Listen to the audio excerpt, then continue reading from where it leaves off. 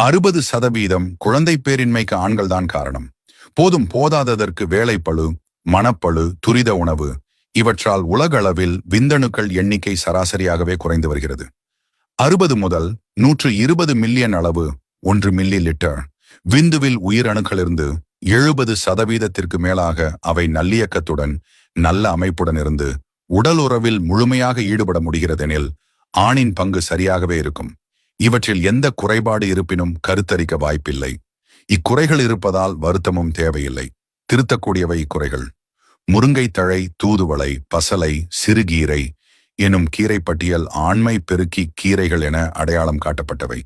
இவற்றில் ஒன்றை தினசரி சிறுபயறு நெய் சேர்த்து சமைத்து சாப்பிடுவதுடன் முருங்கையின் காய் மற்றும் பூவை தினசரி சாப்பிட்டு வந்தால் விந்தணுக்கள் எண்ணிக்கை சீராக உயரும். புரதச்சத்தும் சுண்ணாம்புச்சத்தும் மிக்க பயறு, பாதாம், பிஸ்தா, முந்திரி, சாறை பருப்புகள் சாப்பிடுவதும் நல்லது.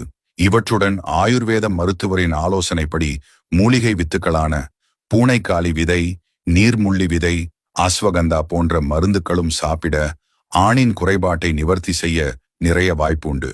போலியான விளம்பரங்களையோ அவற்றில் எழுதியுள்ள வாசகங்களை கண்டோ பயமுறாமல் உங்கள் குடும்ப மருத்துவரை அணுகி தெளிவான விளக்கம் பெறுவது அவசியம். ஆயுர்வேத மருத்துவர் ஆலோசனைக்கு இப்போதே உங்கள் அப்பாயின்மெண்ட்டை புக் செய்யுங்கள். மேலும் தகவலுக்கு டாக்டர் பிரகாஷ் பாபுவை பின்தொடரவும்.